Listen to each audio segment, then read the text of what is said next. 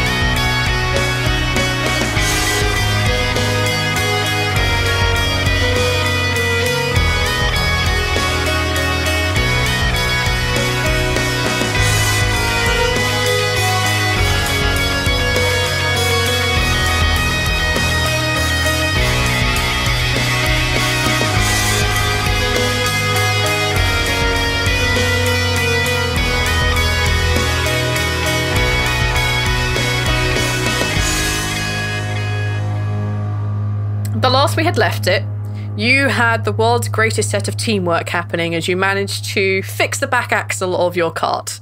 The asshole horse, Clack, is still being a bit of an asshole, but he has at least quietened down a little. The sun is setting. You probably have 2 or 3 days travel left before you get to Dari. What do you guys want to do? We're not in woods right now, are we? We were like right outside some woods. You're because of like you're on a pathway, and there are some woods like off to one side, but you're not actually in the woods proper. What do you guys think about setting up camp for the night in the woods? Is it safer there? Probably a better idea. Yeah, it's definitely safer than being out on the open path. Okay. I mean, I know that there are Celestials, but I think that we're probably safer in the woods. Well, we're going to have to take shifts for sure. Oh, yeah, absolutely. You should take the first shift because you're, an elf, so you don't have to sleep. I'm all right with that. All right. Rhal and I should take the first and the last because we can't see in the dark. Oh, That's true too.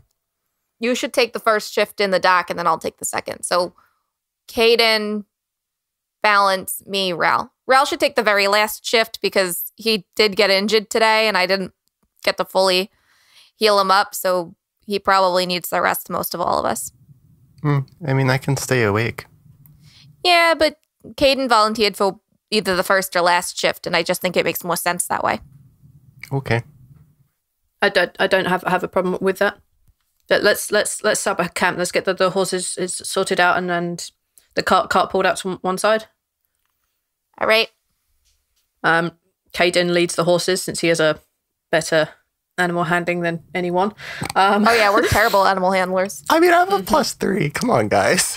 I just did a bad roll. It's just a real bad roll. Caden gets the horses sorted out, and you guys manage to set up camp for the night. Do you all just go straight to sleep, or are you campfire storying? Or Caden will start his patrol, so he'll leave you to it for his first 2 hours. I think Balance probably would just be kind of relaxing, leaning up against a tree, maybe doing like using minor illusion, casting it above the fire and making it do like different shapes and whatnot, just like trying to de-stress. Zaltanna would probably she'd go to she probably puts down her bedroll and gets ready to go to sleep, and then kind of has a second thought about it and goes and sits by the fire. Okay. She does not look comfortable. Rhal's probably laying down, just kind of watching the fire, just staring at it as he tries to go to sleep. You'll notice that Zaltanna looks uncomfortable. She's put down her bedroll, sort of laid down and went, nope, fuck this, and went sat down. You guys can all see this. If you want to interact, go for it. If you don't, then we'll move on. Is there a problem, Zaltanna? I just what that Sandman said. With your dreams? Yeah. Is this something you want to talk about? Having dreams about my past, like reliving my past in my dreams. And then I hear cries for help, and it's just not fun. I see my wife a lot. She's crying. I'm crying. These are different dreams? Why was he interested? I'm confused. I mean, I have dreams, but he seemed really interested in yours. I don't know. I think it's because of the cries for help and the stuff like that. What happened after? After what? The fight in the alley. Oh, How did you survive? I was pulled away by my surviving friends. Specifically, Elise. Elise pulled me away. What happened to the others? Elise, she couldn't handle traveling with us anymore. So I don't know what happened to her. She left us. And then Benno and I traveled together. We were family, but when I started, my vengeance quest sort of thing, he said it wasn't what Odette would have wanted, and we parted ways. We had a fight. What about the two that fell? They died. Tuck and Odette. They died. Where we are going, you don't have any friends remaining there, do you? I guess not. I mean, I think there's some members of the family we were trying to save that was still alive, but I don't know if they'd want to see me. I mean, didn't really save all of them. You can't. That was what we were trying to do. I know you balance that you think I'm like cold and callous and an asshole, but I wasn't always like this. When you have your heart ripped out, it's hard. And that's when Odette died. She was my heart. So my heart was just completely ripped out of me. And I didn't know how to survive. And I had to do something. Tia would want justice. And for me, justice is enacting upon them what they enacted upon me. And enacted upon those poor people. It's not just about Odette. It may not be the right way, but it might not be the wrong way. My mentor, when I was still training to be an inquisitor, he tried to teach me, and I think that I'm learning more and understanding more as life goes on, that the law is there for a reason. That doesn't mean that it is right, but that just means that if it's wrong, it needs to be changed. The way I grew up, the double ones were the law. And I ran into them a lot when I was traveling. I ran into a lot of the outside effects of our actions. And it wasn't pretty. It made me really face a lot of, I started facing what they, whichever, were before I left. But I really had to face it, especially in Dowry. So it's hard for me going back there. Not looking forward to it, but They have a base of operations there? Would I know, do they? As far as you know, double ones have people everywhere. Base of operations, probably not. Yeah. Not a base of operations, but they have people everywhere. You guys become aware that Caden has come back. Everything all right, Caden? He nods. And just it's getting a bit too dark. One of you's up. Right. I think that's me then. Yeah. Balance. How many people have you helped find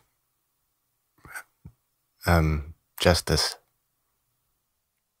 Do I? How many? Like, what would be like an answer for that, Volonda? Well, you were acting under Talvin for many years. You probably would have had a few cases of your own that were minor. And you did help that family in your very first backstories. So Flashback. I will leave it up to you. I've helped my fair share. I've had a few cases that I did solo and a few others that I did with my mentor. Rhal just kind of smiles at you, nods, and lays his head back down and looks back at the fire. All right, well, I'm going to go take my watch. Okay. Zaltanna, Rhal, do you go to sleep? Yeah. Yeah, Zaltanna probably spends like half an hour to an hour trying to stay up. Like, she does not want to go to sleep. She's not looking forward to it, but eventually she does. All right. I need you, as per usual, when you go to sleep, I need you to make a wisdom saving throw. Yep. 21. You have dreams. You have dreams of the kind of very weird skeletal body of the Sandman, but he's not. You don't feel any other entity. You don't feel anything else. You feel something attempting to get at you, as you do most nights. But the cries of pain are not there, and your dreams continue in the completely non sequitur, completely random way that dreams often are. You have a, for a better letter term, a peaceful-ish night when you dream. Okay, Balance. I would like you to make a perception check for me, please. Sure. There it is. 17. You become aware that there is indeed movement in the woods.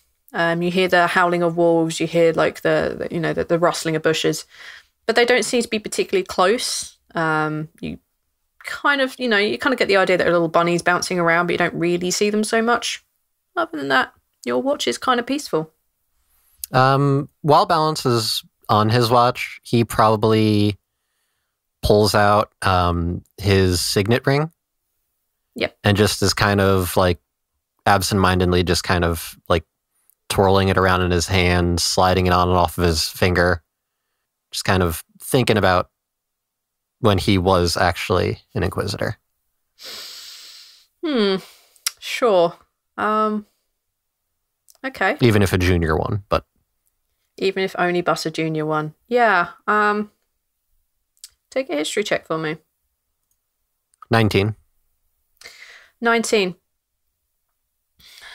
You spend some time thinking about being an Inquisitor, a junior Inquisitor, and your memory strays back to the night of your 100th birthday.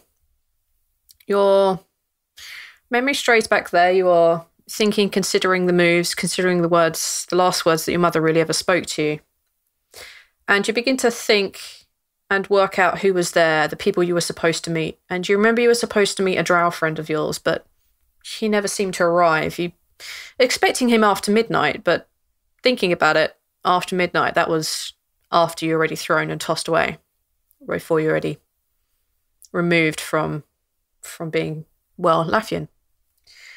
You also remember a couple of people that were there. You remember your aunt, your mother, your father. You remember Talvin. You remember the look of love that he was giving Nimverna. You remember her. You remember the wizards that were there. You remember that there were quite a few of them. You remember the aunt had arranged this spectacular display of magic, fire shooting into the air, creating shapes. And you remember talk of a wizard named Dachin. And you remember that he was actually a part of the Witches' Society. Friendly, older elf, quite a nice guy. All right. Balance is just going to keep pondering as he's taking his watch. Okay. Who do you wake up for the next? Next one up would be Zaltanna then. Yep, that me. Excellent. Zaltanna, you're woken up by Balance. I assume Balance goes to sleep. Well, meditation. Meditate, yeah, whatever you weird elves do. Thanks. And you're Weird welcome. elves. Weird. They meditate. I'm still awake. That's BS. You're meditating. Zaltanna, make a perception check for me. Okay. 9. Terrible. You don't notice you don't really notice the bunnies bouncing around. You do spot glowing yellow eyes off into the woods. They seem to be prowling around. They're quite close. Howling, probably wolves. I'm just gonna grab onto Cal. Yes. Kill them all. If they try to attack the camp, Why do I even bother? listen, you know me, don't worry, we'll see bloodshed soon. Yes, that's my girl. And again, you have a fairly peaceful-ish, your watch is not bad. The sun is beginning to come up as you hand over to Rhal. Yep, I wake Rhal. up Rhal. I've already put the sword. I've put the sword back in the sheath because I know he's not comfortable with it. So I'm gonna wake up. It would be really awkward waking up Rhal holding the sword that he hates, in my hand. Hey, buddy, hey, Yeah, I assume Zaltanna is not that much of a dick. She's not really that much of a dick. No. So yeah, she sheathes Cal and she goes and she wakes up Rhal gently, and she's like, hey, buddy, it's your turn. Okay. I'm up. Okay, cool. And then she goes and plops right back down on her sleeping bag because she, had peaceful dreams, so she's not worried about going back to sleep. Is there anything in particular that Rhal wants to do? Otherwise, you're rolling a perception check, my man. I'm going to be sitting by the fire for a little bit of light, and I'm going to pull that book out. And Okay. I want to look through it for any thing that Emma might have noted in margins or any loose papers or anything like that. I want to be looking for... Didn't we leave that book with I just kind of want to Demi? look at it. No, Yeah, we- absolutely not. Oh, no, yeah, you were... Absolutely not. No. No, I would have left that with... He I was was like, afraid "Fuck no." for you to show it to Demi. You were like, showed fuck no. We showed it to Demi, and then she gave it back, and Yeah. Rhal was like, I don't want She that couldn't read it either. near my book. Yeah, it was written in a variety of languages. She could read some of it, but not all of it. So there were things that she couldn't read at the moment. She could eventually, but not right now. I Right, she think would have that's to how cough we'd left over it. or something. She said. Okay, let me find the entry on Emma in my big pile of stuff. Is this the first time you've ever really looked at the book? It's the first time that I've probably studied it. I've probably seen her working with it, but I probably didn't think that I could do anything with it. I haven't looked at it, really. Okay. Looking through this book, it's written in Draconic, but a very ancient form of Draconic, a very old form of Draconic. This is it's equivalent of us speaking to someone 300 years ago. We would barely able to be able to understand them. Right. So Emma has gone through and written some notes, and the notes you are definitely able to understand. I need you to make an investigation check. There are a couple of different tiers, depending on what you get, is depending on how much information you're going to get. So you'll get something, but how much is going to depend on how much you get on this. Yeah, Rhal's not the smart one, but that is a 15. Could have been worse. Okay. You learn from various translations, you find that the translation of the name of the book is called The Dragon Daemarius and the Children of Blood. You also learn that this book is about orders and assembly. They seem to be two different entities. You also have a few phrases that are written at the bottom. One is a phrase that you recognize because Aimer would use it occasionally. A broken heart that's mended beats strongest. And it seems to be written at the bottom of one of these pages. It seems to be like different chapters, and this seems to be written at the bottom of one of them. And flicking through, you find another one, and it's underlined with kind of like massively underlined, scrawled in very, very heavy in Aimer's handwriting. And it says strength of mind and a strong arm. Now, this rings a bell with you because that is actually kind of the motto of the Fourfold. And that's the 3 pieces of information I'm going to give you. Okay. Other than that, he's probably just flipping through it.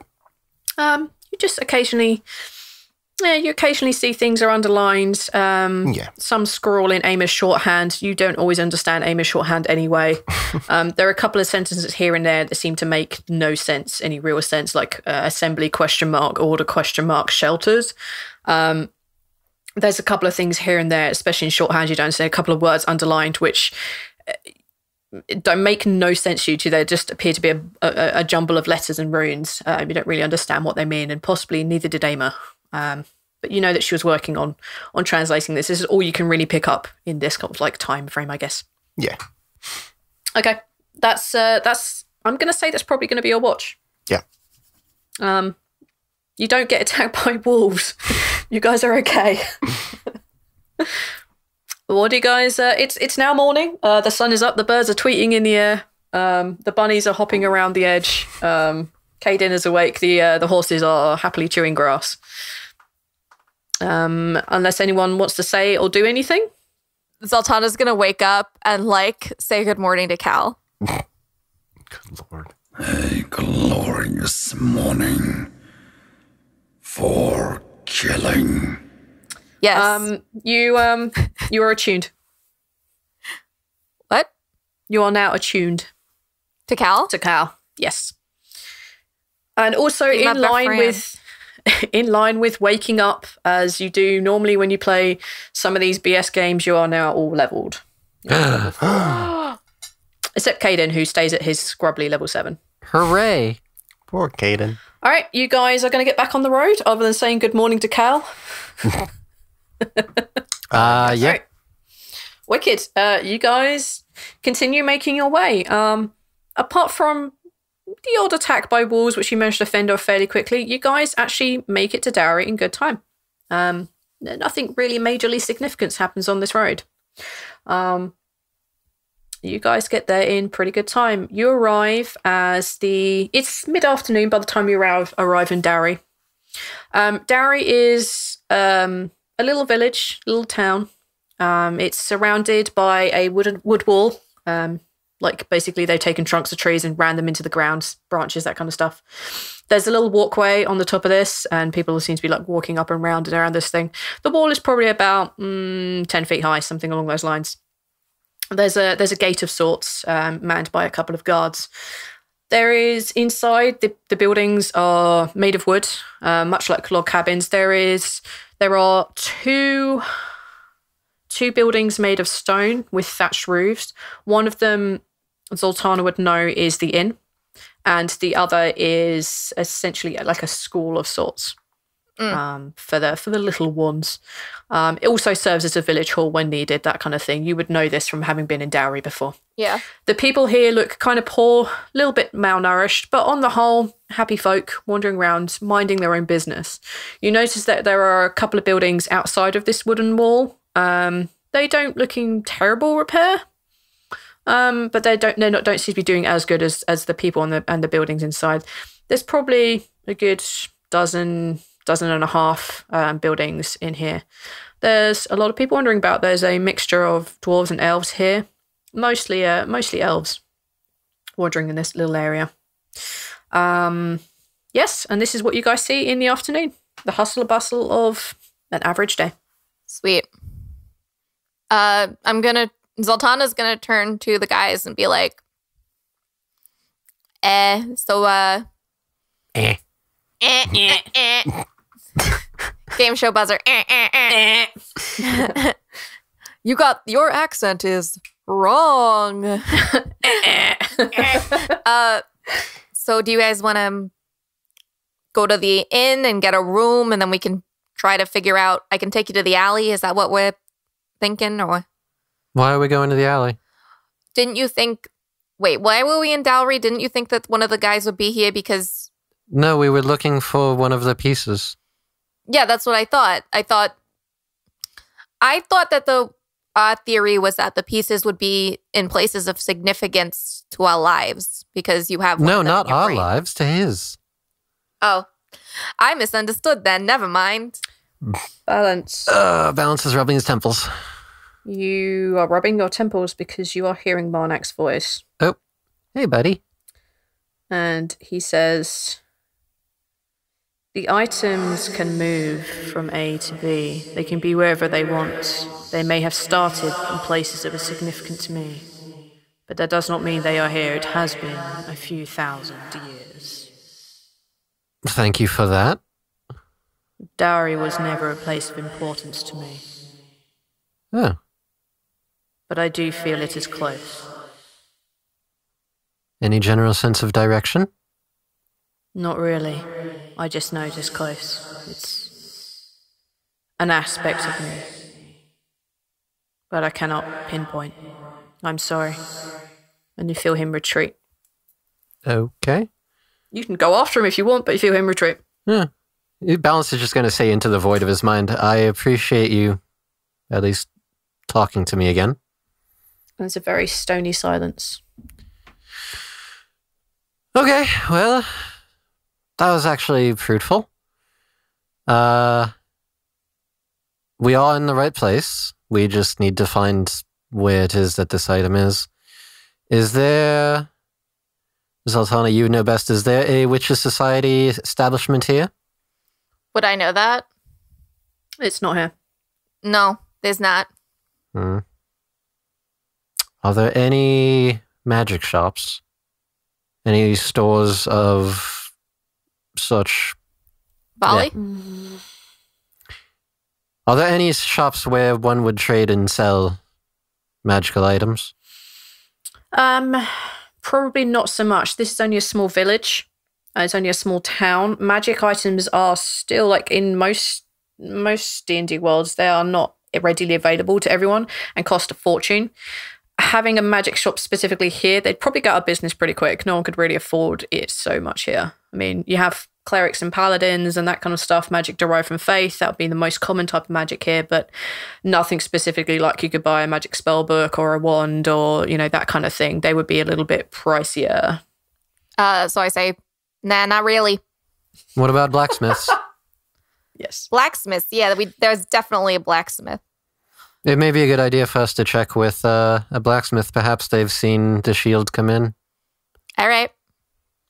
Lead the way. I don't know where I'm going. All right. So Zaltanna like steals herself and she walks towards the blacksmith's shop. You go towards you go towards the smithy. You pass, you know, a couple of kids running around and giggling and laughing. As soon as they see Rhal, however, they seem to dart off in different corners and hide behind things and look at him like daring one another to go out and try and talk to him, but ultimately just running away in fear. You see a couple of the elven adults give him a frown and kind of like huddle themselves away or dive into shops where possible. A couple of them give zero fucks. They just look at him and nod and move on. But generally, Rajak, you are kind of met with suspicion and fear. Right, yeah. I've got my hood up, Yep, that's tail cool. wrapped around my leg and all that, looking at the ground. Yep, that's good. Trying to be anonymous. In that case, you probably get less, slightly less of this kind of like a blatant uncomfortableness around someone who isn't one of their own. Right. Yeah, slightly less. But you guys pass, you know, an inn on the left called the Floundering Fawn. Yeah, fuck it, the Floundering Fawn. And there's ruckus in here. You can hear music and drinking and bawly songs and what may sound like the beginning of a punch-up. You're not really sure. You pass the school with the kids running in and out and playing and learning. You hear teachers yelling at them for being misbehaving or some such. And eventually you find yourselves at the end of this long alleyway. You find yourselves at the smithy. There is a dwarven woman here. She has very short blonde hair. It's been cropped like it's. She's grabbed a dagger and just like hacked bits of it off, and that's how she goes about her day-to-day business. She has biceps the size of most people's thighs, that sort of thing. And yeah, she is currently forging a longsword. Do you guys want to stay outside, or would you like to come in? She's kind of in an open area, so it's like an open forge. Yeah. Okay. It's covered, but you can see into it. You can walk into it. There's no walls here per se. Gotcha. There is a little shop attached to the side of this area, but she's just. You can see her blatantly at the forge. You can see that there are racks of weapons around her, and you can see that on her hip there is a pretty wicked looking dagger. All right, Balance is going to approach then. I don't know if the others are going to follow, but I'll follow you. I'm staying a good 10 feet back. Caden is probably standing with Rhal, just like looking around and making sure that you aren't no one is being attacked, sort of thing. Right. The woman looks up at you, like spits into the fire, and you hear as it goes up. What? Pleasure to meet you. I had a question for you, if you don't mind. She just stares at you. Right. We're looking for a shield, a particular make. I'm not sure if you've seen it before, but this is the appearance of it. And Balance is going to use Minor Illusion to make like a floating image of the shield. Mm-hmm. The little image of the shield pops up, the dark wood and the brass. I want to say brass. Mm-hmm. Probably not. It's brass, nailed it. The kind of like brass inlay circular section. She looks at that and like quenches the longsword and like comes back over and just like puts it up on the side and looks at it a bit more intently and like, well, I ain't seen nothing like that come in. Yeah, it's a pretty nice looking one, but nah, got nothing here. I mean, I can make it for you. That's what you're after. We're looking for this one very specifically. Do you know of anybody in the town who may be familiar with such things? It's a bit more of a relic than an actual functional shield, really, but... what's it? Know anything about its origins? Maybe it's a name? Name for it is knowledge, I believe. Knowledge.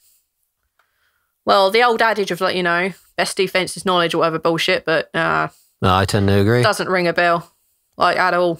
I mean, is it dwarven? Is it elvish? Is it, I don't know, gnomish? I don't fucking know. I'm not sure. Anything else to work on? I mean, I can have a look. My old man's probably a bit more of the shieldy type than I am, but I doubt he'd know much about it. I can ask. If you wouldn't mind, any information we can get would be greatly appreciated. And Balance is going to... Hey! Oh. And she shouts back, and you see this kind of like... This older dwarven male come out from the shop. He's kind of like leaning heavily on a staff and like walking over, and he's got a long grey beard. And he looks up, he's like, what can I do for you? We're looking for a shield, and it looks like this, and Balance does the illusion again. Looks sturdy, doesn't it? Hang on a minute, it's ringing a bell. What, something like intellect or wisdom or knowledge or some such? Knowledge, yes. Knowledge. Let me think. Yeah, and he strokes his beard, leaning heavily on the staff. Like, hang on, let me have a think. Yeah, it's something like... Oh, it's an artifact, relic. Yeah, some sort of artifact, right? It's supposed to imbue the user with a lot of smarts, a lot of intellect. Supposed to. Yeah, it's called knowledge. Hang on a minute, let me dig in my memory. Also known as me digging through my notes to try and find out what the fuck I'd done with it. Hang on a minute. I like how that I involuntarily like perked up, like what? I immediately go through my notes. He's going through it in his head. I have to make sure I don't give you the wrong bullshit because I don't want to lie to you accidentally. Yeah, it's some sort of... It's a magic shield, as far as I know. It's been linked with the sect of the shield, as you probably would think. And Knowledge is the best defense. I think it's what's called knowledge. Yeah, it's pretty old. Probably brass and some sort of old, probably dwarven made, let's be honest. Yeah, it's probably dwarven made. But you have a feeling that's probably a little bit of a bullshit lie. Being that I know that once upon a time Marnak was a gnome, probably. Probably gnomish make. That's my guess. Maybe. Yeah. Oh, I heard tales of it, but I've never seen it in my life. Is there anybody in the town that you'd be aware of who may have more in-depth knowledge of its location? Knowledge of its location.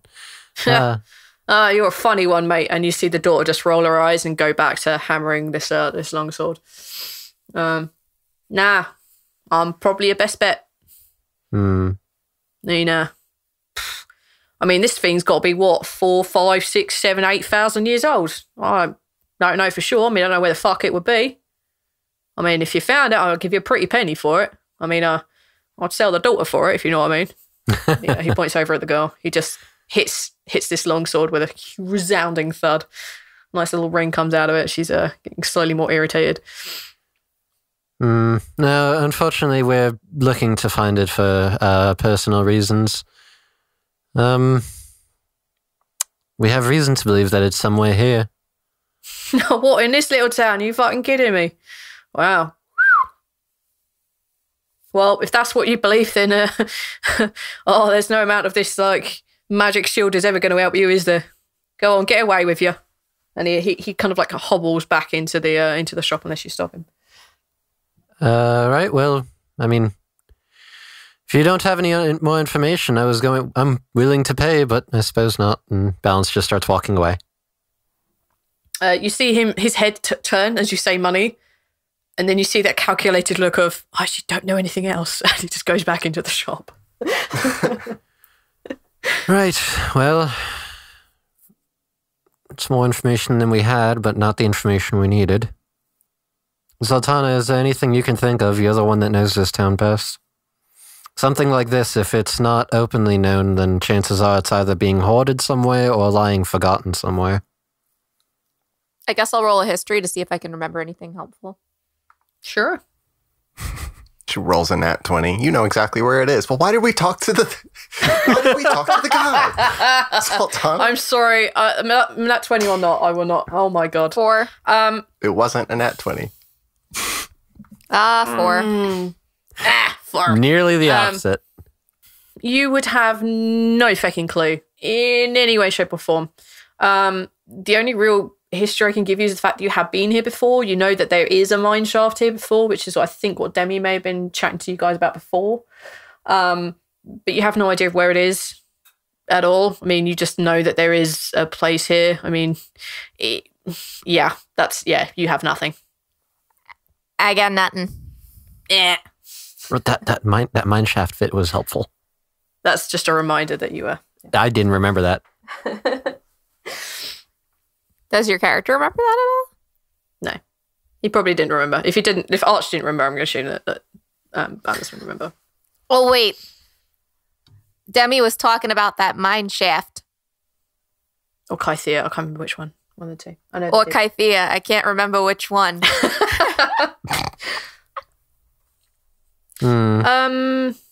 At this point, Rhal, you become aware of the sound of this fight intensifying at the local inn.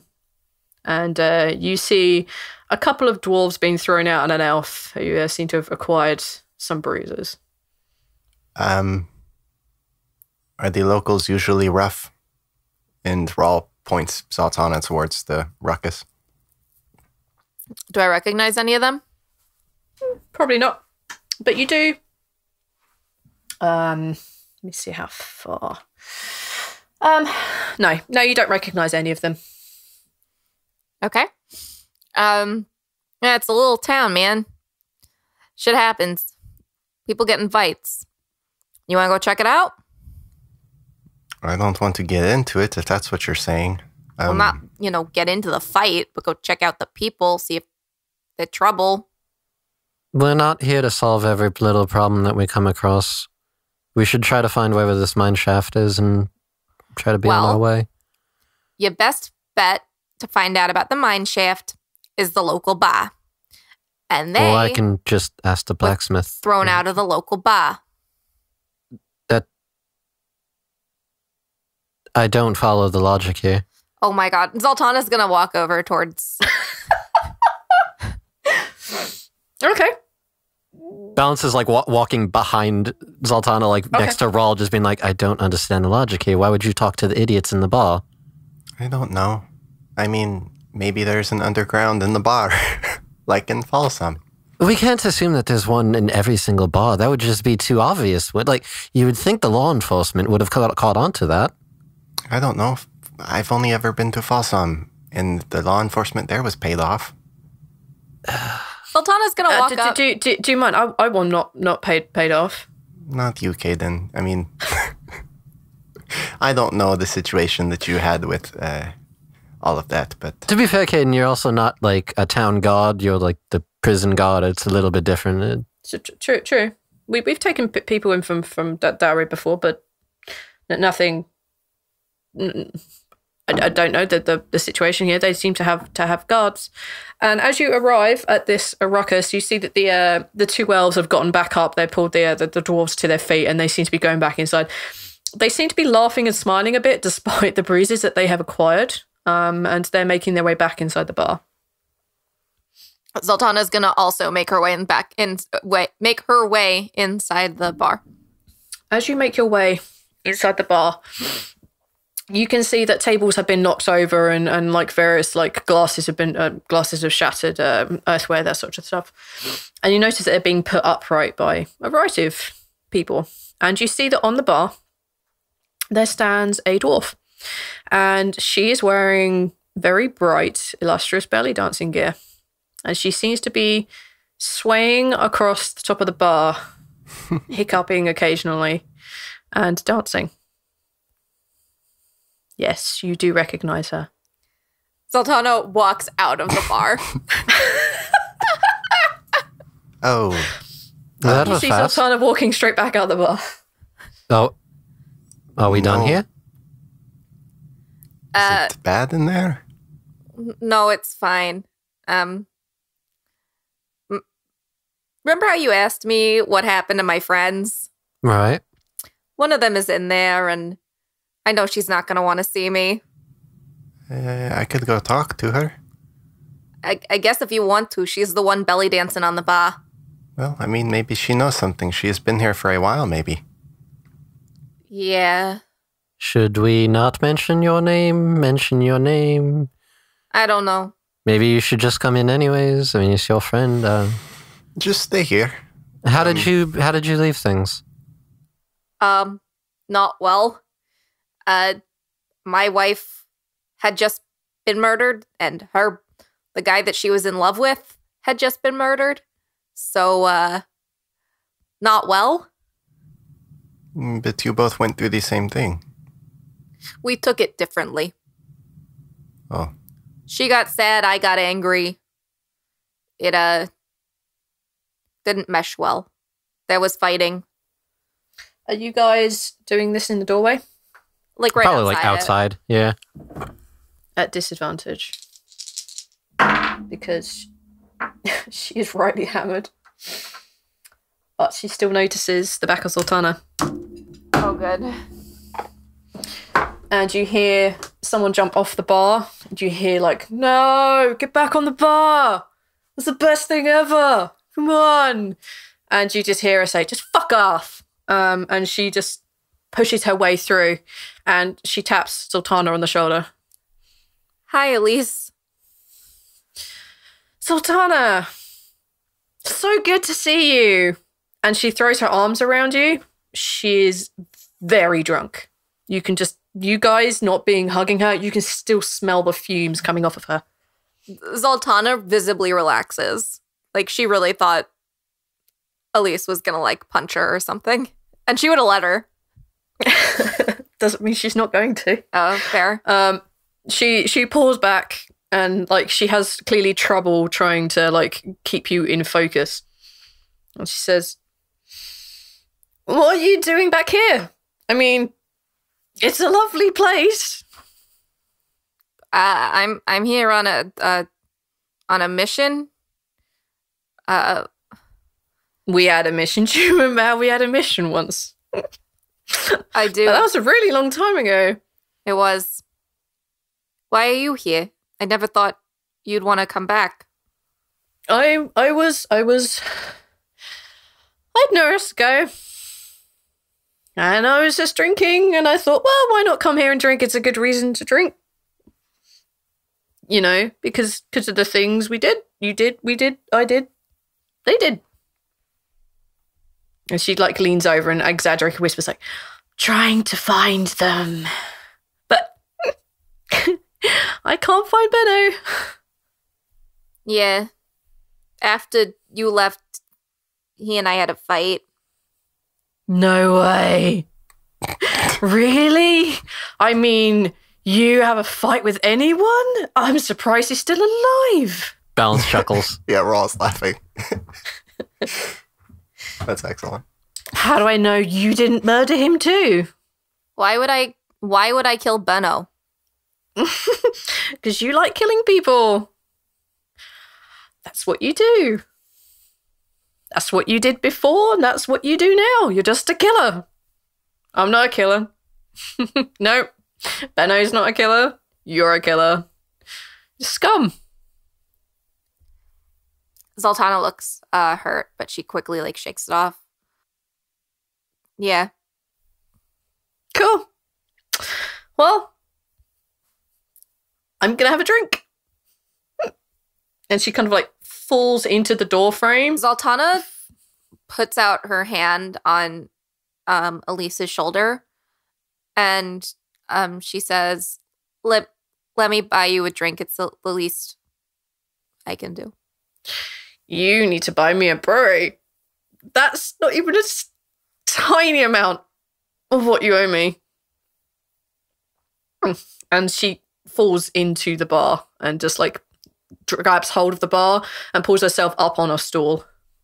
And she waves her arm at the barkeep, and this younger female elf, blonde hair, comes by, and Lisa says, I'll have a round for me and that one there. And she points at Zaltanna. She hasn't even really recognized the other three.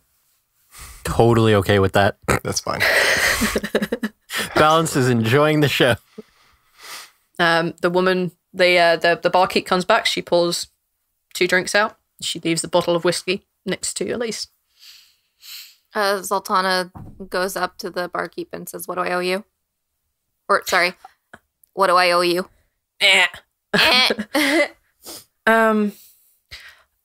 Just call it 4 or 5. Just call it 5 silver. All right. And she pulls out, say, 7 silver and gives it to her. Oh, thank you all. I'll make sure you keep topped up. And she takes the silver and goes back to serving the other patrons. And Elise very drunkenly pours 2 shots, expertly not spilling any of this booze. Puts it back down on the thing. And she raises her glass. She still hasn't acknowledged you two, by the way. She's like, to Tuck and Odette, and to never seeing your face again. Zaltanna smiles wryly and says, to Tuck and Odette, and to you having a happy, healthy life. Oh, fuck that. And she nicks the shot. So what are you doing here? We're looking for something. I never wanted to come back here. We? Who's we? Zaltanna gestures at Rhal and Balance and Caden. More people to drink with. I love it. Love it. And she reaches behind the bar, pulls out some shot glasses and pours extra drinks, and she pushes them all over at the 3 of you and pushes 1 into each of your hands. And she looks at Rhal and like, you're a dragonborn, aren't you? You are familiar. Yeah, I've been everywhere. Well, most places. I used to travel a lot between you and me. And she puts her hand up like to block Zaltanna's face from her own, and unable to whisper, she's like, Until I met her, I've travelled everywhere. Now, nope, just Dowry. I met some of your kind before. Great drinkers, some of you. Cheers. And she just raises her glass and tips it down. I'm going to have to make another perception roll. Actually, she has to make a history check. Ooh. Okay. As she nicks this shot, is Laffian, is Balance drinking? He'd probably in good spirits just do the one shot, but that's about it. She looks at you and she kind of like, her entire body just kind of like sways from side to side as she's frowning. She's clearly trying to place you. I know who you are. Let's maybe go somewhere more private. You're No, he's going to put a hand over. Hand over mouth. No. And she whacks your hand down. I would appreciate it if you didn't say anything right now. Thank you. I would never say anything to a bar full of people. Hand over. What? She Nope. just whispers it in your ear. It's like, that's your dead. But that's not fair. You're not supposed to be here. And people more deserving than you aren't here, but you're here. It's not fair.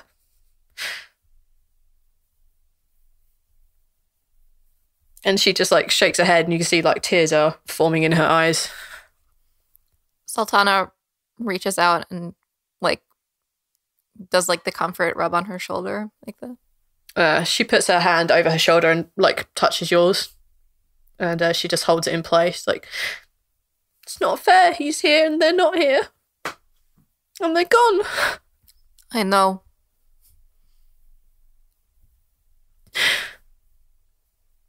I don't know why you're here, Zaltanna.